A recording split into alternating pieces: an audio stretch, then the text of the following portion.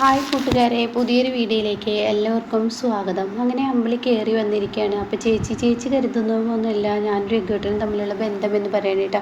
നിർത്തടി, നീ എന്നെ ചേച്ചി വിളിക്കാൻ എനിക്ക് എന്ത് അധികാരമാണ് ഉള്ളടി, നീ എന്നെ ചേച്ചി വിളിക്കേണ്ടടി എന്നൊക്കെ പറഞ്ഞ് ഒച്ചയെടുക്കണം കേട്ടോ.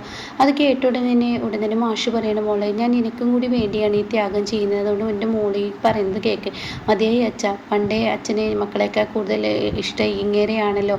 ഇങ്ങേരോടുള്ള ഇഷ്ടം കൊണ്ട് ഈ വീട്ടിലുണ്ടാകുന്ന ദുരന്തങ്ങൾ മുഴുവൻ, അതായത് ഇങ്ങനെ ഉണ്ടാക്കുന്ന പ്രശ്നങ്ങൾ മുഴുവൻ അച്ഛൻ അത് ഏറ്റെടുക്കുകയാണല്ലോ ചെയ്യുന്നത്. അതുകൊണ്ട് തന്നെ അച്ഛൻ നിർത്തിയേക്കെ. എന്നാലും അച്ഛൻ ഇങ്ങനെ ഒരു പെണ്ണുമായി കൊടുക്കാൻ അച്ഛൻ തയ്യാറായത് ഇത് ശരിയല്ല എന്നൊക്കെ ഇങ്ങനെ പറയാനായിട്ടാണ്. അപ്പോൾ ഈ സമയം ഉടൻ തന്നെ അമ്പിളി, ഞാനൊന്ന് പറയട്ടെടി, ഈ പെണ്ണും കുഞ്ഞും ഈ സ്ത്രീയും കുഞ്ഞും ആരാണെന്ന് നീ അറിഞ്ഞു കഴിഞ്ഞാൽ നീ തന്നെ ഇവരോട് മാപ്പ് പറയും. അത്രയും വേണ്ടപ്പെട്ടവരാണ്, ഇനി വിചാരിക്കുന്നത് പോലെ എന്നല്ല എന്ന് പറയുമ്പോൾ, മതി അച്ഛ, ഇവൾ ആരെന്നാലും എന്നെയൊക്കെ സംബന്ധിച്ച് ഇവളൊരു ദുഷ്ട സ്ത്രീയാണ്, എൻ്റെ ഭർത്താവിനെ തട്ടിയെടുക്കാൻ നോക്കിയ സ്ത്രീയാണ് എന്നൊക്കെ പറഞ്ഞിട്ട് അമ്പിളി അവിടെ നിന്ന് കരയുമ്പോൾ, വിനയനാണെങ്കിൽ പുറത്തു നിന്ന് ഇങ്ങനെ ഇതെന്തായി എന്നറിയാനുള്ള ആ തിടുക്കം കേട്ടോ വിനയൻ്റെ ഉള്ളിൽ. വിനയൻ അത്രയും സന്തോഷത്തോടു കൂടി ആ തിടുക്കത്തോടു കൂടി നിൽക്കുകയാണ് കേട്ടോ. അപ്പോഴാണ് അമ്പിളി കരഞ്ഞും കൊണ്ട് വരുന്നത്. അപ്പം മാഷ്, മോളെ അമ്പിളി ഞാനൊന്ന് പറയട്ടെടി, നിന്നോട് എനിക്ക് പറയാനുണ്ടെടി മോളെ അമ്പിളി എന്നൊക്കെ പറഞ്ഞ് വിളിക്കൂട്ടോ. പക്ഷേ തൻ്റെ മകൾ ആ വിളിക്ക് ഉത്തരം നൽകാതെ കരഞ്ഞും കൊണ്ട് പോകുമ്പോൾ വിനയനെ ആ കഥകിന് മുന്നിൽ നിൽക്കുന്നുണ്ട്. വിനയനാണെങ്കിൽ അമ്പിളി ചേച്ചി എന്ന് പറയുമ്പോൾ വിനയനെ ഒരൊറ്റ തുറിച്ച് നോട്ടം നോക്കി കഥക അടക്കണം കേട്ടോ. ഇതേ സമയം ചിരുവും അതുപോലെ അനുപമയും ഈ കരച്ചിലിങ്ങനെ നോക്കി നിൽക്കുകയാണ്. അപ്പോൾ അമ്പിളിയാണ്, എൻ്റെ ജീവിതം നശിച്ചു, ഞാൻ പറഞ്ഞില്ലേ അങ്ങേരെ എന്തോ ഒരു ബന്ധമായി നടക്കുന്നുണ്ട്, ഇപ്പോൾ സത്യമായി യാഥാർത്ഥ്യമായി, ഏതിനെ നമ്മുടെ അച്ഛനും കൂടി കൂട്ടുനിന്നു, എന്തായാലും എൻ്റെ ബന്ധം തകർന്നു എന്നൊക്കെ പറഞ്ഞ് പൊട്ടി അമ്പിളി കരയുമ്പോൾ, ചേച്ചി ഇങ്ങനെ കരയുന്നത് കാണുമ്പോൾ എനിക്ക് സഹിക്കുന്നില്ല എൻ്റെ ചേച്ചി, ഇനി കാര്യങ്ങൾ പറഞ്ഞേക്കെന്ന് പറഞ്ഞിട്ടോ. ഇത് കേൾക്കുന്നതിനോട് കൂടി എന്ത് പറയാം. അപ്പോൾ വിനയൻ ഇങ്ങനെ ചെവി ഓർക്കണം കേട്ടോ.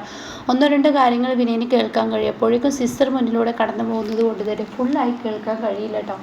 അങ്ങനെ ഈ സമയം ചേരു ആണെങ്കിലോ ചേച്ചി ഇങ്ങനെ ആവശ്യമില്ലാതെ കരയാതെ, എല്ലടി 19ാം റൂമിൽ ആരാണെന്നുള്ള സത്യം എനിക്ക് മനസ്സിലായി എന്ന് പറയണ്ടോ. ഇത് കേൾക്കുന്നതിനോടുകൂടി 19ാം റൂമിൽ ആര് തന്നെ ആയാലും എനിക്ക് സഹിക്കുന്നില്ല, എൻ്റെ മനസ്സിൻ്റെ വിഷമം എനിക്ക് താങ്ങുന്നില്ല, എത്രയെന്ന് വെച്ചാണ് ഞാൻ ഇത് സഹിച്ച് പിടിച്ച് നിൽക്കുന്നത്.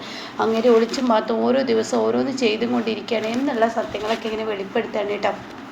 അപ്പോൾ അത് കേൾക്കുന്നതിനോട് കൂടി ഉടൻ തന്നെ അങ്ങനെ എന്ത് ഒളിച്ചും പാത്തും ചെയ്താലും ശരി, അങ്ങനെ ചെയ്യുന്നതൊക്കെ തെറ്റാണ് എന്നുള്ള ആ പറച്ചിലും കൂടി ആവുകയാണ് കേട്ടോ. അപ്പോൾ ഈ സമയം അനുപം പറയണത്, ഞാനൊരു കാര്യം പറയട്ടെ അമ്പിളി ചേച്ചി, 19ാം റൂമിൽ ആരാണെന്ന് എനിക്കും ചിരുവിന് നന്നായി അറിയാം. കാരണം ഞാൻ ഇങ്ങോട്ടേക്ക് ഫസ്റ്റ് വന്ന ആ സമയം ഈ 19ാം റൂമിലേട്ടാണല്ലോ ഞാൻ കയറിയത്. അന്ന് എനിക്ക് മനസ്സിലായത്, ഓഹോ, അപ്പോൾ നിങ്ങളെല്ലാവരും അങ്ങനെ രക്ഷിക്കാനുള്ള പരിപാടിയാണല്ലേ.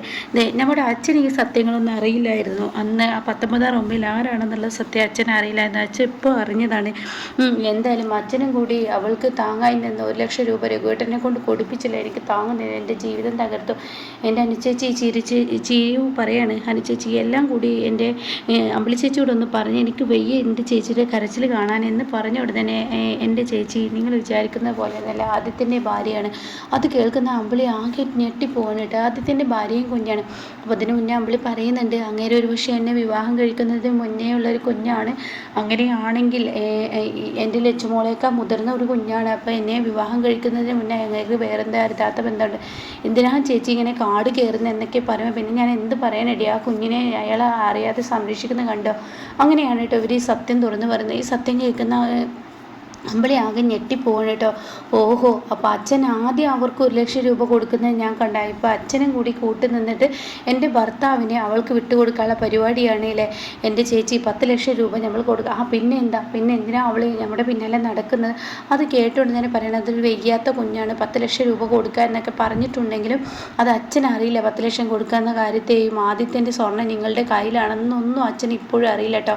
അതറിഞ്ഞു കഴിഞ്ഞാൽ അച്ഛൻ ഇതിനോടുകൂടി പിന്നീടുണ്ടാകുന്ന പ്രശ്നം എല്ലാവരും ഇതിൽ ഉൾക്കൊള്ളുക, അതും കൂടി ചിന്തിക്കണം, അതും കൂടി മനസ്സിലാക്കണം എന്നൊക്കെ എന്നെ പറയുന്നത് കേട്ടോ. അപ്പോൾ ഈ സമയം ഇപ്പോൾ എൻ്റെ പേടി എന്താണെന്ന് വെച്ചാൽ, ആദ്യത്തിന് ഇല്ലാത്ത സ്ഥിതിക്ക് തന്നെ എൻ്റെ ഭർത്താവിനെ ഇനി അവളിലോട്ട് വിട്ടുകൊടുക്കുമോ എന്ന പേടിയാണ്. ഈശ്വരാ, എൻ്റെ ജീവിതം തകർന്നു എന്നൊക്കെ പറഞ്ഞ് കരയാണ് കേട്ടോ.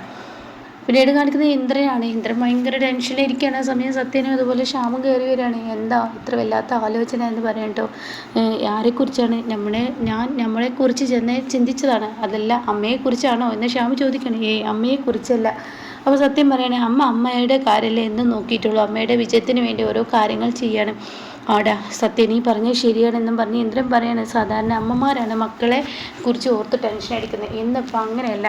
നമ്മുടെ അമ്മയ്ക്ക് നമ്മളെക്കുറിച്ച് ഓർത്ത് ഒരു ടെൻഷനും ഇല്ല. നമ്മുടെ അമ്മയ്ക്ക് നമ്മുടെ അമ്മയുടെ കാര്യം മാത്രം എന്ന് അമ്മ ചിന്തിക്കുന്നുള്ളൂ. അല്ലാതെ കണ്ട് അമ്മ നമ്മളെ കുറിച്ച് ചിന്തിക്കുന്നുണ്ടെങ്കിൽ അമ്മ ഇങ്ങനെയൊക്കെ ചെയ്തു കൂട്ടുമ്പോൾ എന്നൊക്കെ ഇങ്ങനെ പറയണേ. ഇതെന്താ ഇന്ദ്രേട്ട ഇങ്ങനെയൊക്കെ പറഞ്ഞ നമ്മുടെ അമ്മയെ നമുക്ക് ഇന്നും ഇന്നലെ അറിയൽ തുടങ്ങിയതല്ലല്ലോ, ഒരുപാട് കാലമായല്ലോ. ശരിയാടാ നീ പറഞ്ഞ ഒരുപാട് കാലമായി. എന്തായാലും എനിക്കിനി നിങ്ങളോട് പറയാനുള്ളത് നമ്മുടെ അമ്മയെ പുറത്തിറക്കണം. ഇന്ദ്രേട്ടൻ റെഡിയാണെങ്കിൽ ഞങ്ങൾ റെഡിയാണ്. ഞാൻ ഒരിക്കലും റെഡിയല്ല. അതിൻ്റെ പണം നിങ്ങൾക്ക് ഞാൻ തരും, നിങ്ങൾ ഇറക്കിയാൽ മതി. അതെന്താ അങ്ങനെയെന്ന് ചോദിക്കണം. അതൊന്നുമല്ല അമ്മ ഒരിക്കലും.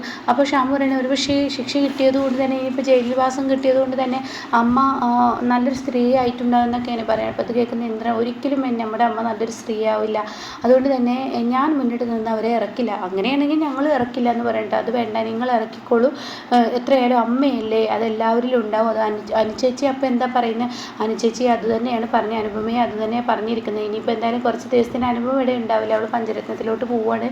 ചിരുവിനെയും കൊണ്ട് പഞ്ചരത്നത്തിലോട്ട് പോകുന്നത് കൊണ്ട് തന്നെ അനുപമ ഇവിടെ ഉണ്ടാവില്ല എന്ന് സത്യം വെളിപ്പെടുത്തി തരട്ടോ. ഇതോടുകൂടി ഇന്ദ്രേട്ടൻ എന്താ ഇങ്ങനെ പറയുന്നത്? അമ്മ ഏറ്റവും കൂടുതൽ ആഗ്രഹിക്കുന്ന ഇന്ദ്രേട്ടനെ കിട്ടാനില്ല. അപ്പോൾ എന്താ ഇന്ദ്രേട്ടൻ ഇതിൽ നിന്ന് ഒഴിഞ്ഞു പോകുമ്പോൾ അമ്മ വിചാരിക്കും എന്നെ എൻ്റെ മകനെ തള്ളി കാണിക്കുകയാണെന്നോ. നിങ്ങൾ ഞാൻ പറയുന്നത് വേണമെങ്കിൽ ചെയ്തോ, അല്ലെങ്കിൽ ഞാൻ ഇറക്കില്ല എന്നും പറഞ്ഞ് ഇന്ദ്രൻ പോവുകയാണ് കേട്ടോ. പിന്നീട് സുശീലയാണ് കാണിക്കുന്നത്. സുശീല ഇങ്ങനെ കിടക്കുന്ന ഞെരുങ്ങാണ്, വേദന കൊണ്ട് പൊളയുന്നു. സുശീല ഇങ്ങനെ പറയുന്നുണ്ട് അയ്യോ അയ്യോ എന്നൊക്കെ ഇങ്ങനെ പറയുമ്പോഴാണ് കേട്ടോ കോൺസ്റ്റബിൾ അങ്ങോട്ടേക്ക് ഭക്ഷണമായി വരുന്നത്. എന്നാൽ രണ്ടെണ്ണത്തിനും ഭക്ഷണം, ഒന്ന് കാട്ടുപോത്തും ഒന്ന് അങ്ങനെയൊക്കെ പറഞ്ഞ് സംസാരിക്കുന്നു. വെട്ടുപോത്തും ഒന്ന് കണ്ടാമൃഗമൊക്കെ ഒന്ന് പറയുകയാണ്. അപ്പോൾ തന്നെ കാട്ടുപോത്തായ ആ ഒരു ലേഡി ഉണ്ടല്ലോ, ആ ലേഡി പറയണ കാട്ടുപോത്ത് ഞാൻ തന്നെയാണ്, പക്ഷേ കണ്ടാമൃഗം ഇപ്പോൾ ഒന്ന് ഒതുങ്ങിയിട്ടുണ്ട്, അതുകൊണ്ട് നിങ്ങൾ പേടിക്കൊന്നും വേണ്ട. കണ്ടാമൃഗം ഇപ്പോൾ മകൻ വന്നു പോയതിന് ഷേറി ഒതുങ്ങിയിട്ടുണ്ട്, അതുകൊണ്ട് പേടിക്കണ്ട എന്നൊക്കെയാണ് പറയുന്നത്. അപ്പോൾ സുശീല എന്താ ഭക്ഷണം, എന്തായാലും നിങ്ങൾ തമ്മിലുള്ള വഴക്കിനിടയിൽ ഞാനല്ലേ കഷ്ടപ്പെടുന്നത്. അപ്പോൾ ഉടനെ ഇവള് പറയാണ്, അതായത് ആ സരോമി പറയണേ ഞാനൊരു കാര്യം പറയട്ടെ, നിങ്ങൾക്കൊക്കെ വേണ്ടിയിട്ടുമാണല്ലോ സുശീലയെ ഞാൻ അടിച്ചത് എന്ന് പറയണേ. എടി എന്തടി നീ പറയുന്ന ഒരു കേൾക്കുക എന്ന് പറയുമ്പോൾ സുശീല ഇത് കേൾക്കുന്നുണ്ട് കേട്ടോ. അങ്ങനെ ഈ സമയം എന്തായാലും ഇവളിപ്പോൾ ഒതുങ്ങിയിട്ടുണ്ട്. ഇവളുടെ മകനും പോയല്ലോ, മകനെയും വെറുപ്പിച്ചല്ലോ, അതുകൊണ്ട് ഇനി ഇവൾ ഒതുങ്ങിക്കോളും എന്നൊക്കെയുള്ള വാക്കുകൾ പറയുമ്പോൾ ഉടൻ തന്നെ പറയാണ് ഞാൻ ഒരിക്കലും ഒതുങ്ങില്ല. ഞാൻ ഒരു പക്ഷേ നിങ്ങൾ എന്നെ ഇടിച്ച് പരുവമാക്കിയല്ലോ. സുശീലയുടെ നാക്ക് എന്നെ അടിച്ച കൈ നിൻ്റെ ഉണ്ടല്ലോ, ഇത് നിനക്ക് ഒന്നിനും ഉപയോഗിക്കാൻ പറ്റാത്ത അവസ്ഥയിലോട്ട് നീ എത്തൂടി, അത് നോക്കിക്കോ എന്നൊക്കെ പറയാനിട്ട്. അങ്ങനെ സുശീലയുടെ നാക്കിന് ബലമുണ്ട് എന്നാണ് സുശീല പറയുന്നത് കേട്ടോ. പിന്നീടാണെങ്കിലോ ചിരുവും അതുപോലെ അനുപമയും ഇങ്ങനെ ആ റൂമിലിരിക്കുകയാണ്. എന്തായാണാവോ എന്നിങ്ങനെ ചിന്തിച്ചിരിക്കുമ്പോൾ ആരോ കതക് തട്ടുന്നു, കതക് തുറക്കുന്നു. അപ്പോഴാണെങ്കിലോ ഈ വരുന്ന രഘുവാണ്. എന്തിനാ രഘുവേട്ട ഇനി വീണ്ടും ഇങ്ങോട്ടേക്ക് വന്നത്? അത് ഞാൻ നിങ്ങൾക്ക് കുറച്ച് ചൂടുവെള്ളം മാനവ് തന്നു, അത് കൊണ്ടുവന്ന് തരാൻ അതിൻ്റെ ആവശ്യം ഉണ്ടായിരുന്നില്ല. രഘുവേട്ട വരുന്നത് അമ്പിളി ചേച്ചി അച്ഛനെ അറിയാമോ? അത് കേട്ടോണ്ട് തന്നെ ഞാൻ ഇങ്ങോട്ടേ വരുന്നത്, അവർക്ക് രണ്ടുപേർക്കും അറിയാം. ആരും എന്നെ തടഞ്ഞില്ല, അപ്പം പിന്നെ ഞാൻ ഇങ്ങോട്ടേക്ക് പോന്നു. ആരും എന്നോട് മിണ്ടുന്നില്ല, മുഖം കാണിക്കുന്നില്ല, പിന്നെന്താ എനിക്ക് ഇങ്ങോട്ടേക്ക് പോകുന്നത്? അപ്പോൾ രഘുവേട്ടന് നല്ലൊരു വഴി തുറന്നു കിട്ടിയപ്പോൾ രഘുവേട്ടൻ അത് മുതലെടുത്തൂലേ, അവളുടെ അടുത്തോട്ട് വരാനുള്ള ഏറ്റവും നല്ലൊരു വഴിയും രഘുവേട്ടൻ അങ്ങ് എടുത്തില്ലേ എന്നിങ്ങനെ പറയാൻ കേട്ടോ.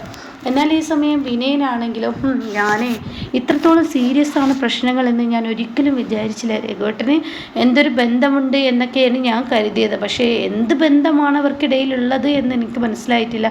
ഇപ്പോൾ മാഷിന് മുന്നിൽ ഇതൊക്കെ അവതരിപ്പിച്ചപ്പോൾ മാഷൻ കൂടി അതിന് കൂട്ടു നിൽക്കുന്നത്, അതാണ് എനിക്ക് അറിയേണ്ടത്. അപ്പോൾ ലംബോദരൻ പറയണേ ഏടാ നീ നിൻ്റെ പണി നോക്കിക്കോ, വെറുതെ ഇതിൻ്റെയൊക്കെ പിന്നാലെ പോവാൻ നിൽക്കണ്ട, അത് കൂടുതൽ പ്രശ്നത്തിലോട്ടാവുമല്ലോ. അല്ല എന്നാലും അറിയേണ്ടത് തന്നെയാണല്ലോ, അറിഞ്ഞിരിക്കണമല്ലോ എന്നിങ്ങനെ പറയാൻ കേട്ടോ.